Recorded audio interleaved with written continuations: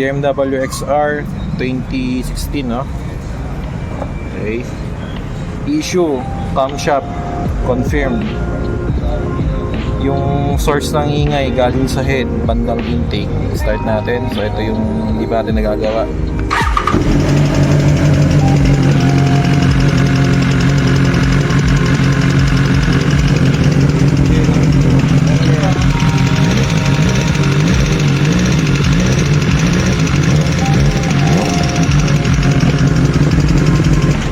Sobrang ingay. Sama sa tenga eh.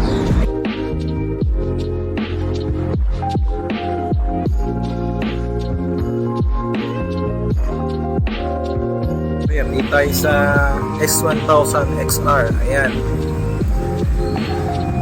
Ang may tama number 2, cylinder 2. Ayan. Ayan yung kanyang camshaft. Ayan, halos ito round. Ito yung walang tama, round pa. Ito, ayan, kwadrado, no? Ang saklap lang, may tama din yung kanyang rocker arm. Ayan. So, tinanggalan natin yung rocker. Ayan. Ayan yung pamalit natin na cams. Para din na. Ito yung rocker. Ayun, no?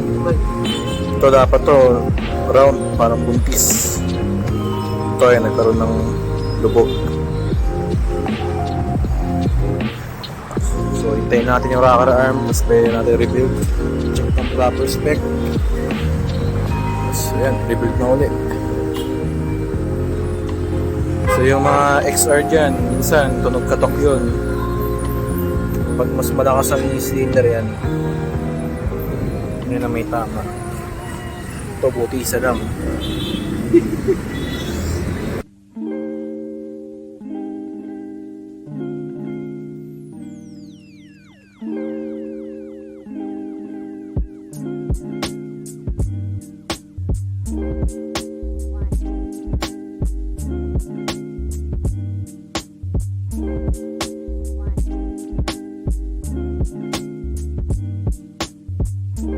Ito, try lang muna. So ito yung lumang cams. Inalit ng kayod. Ayan. Napakita namin kanal. Ayan yung kinayod. Ito yung rocker arm na kinayod. So ito na yung binungan natin. Palit tayo ng cams. Nag-adjust tayo ng bag clearance. At the same time, since kalas-kalas na, recta PMS, injector cleaning, total body cleaning. Yan. So yan, nakakaalaman na. Ayan na. First start. Huwag ito lumagitik. Wala na. Baba makina na to. Yun o.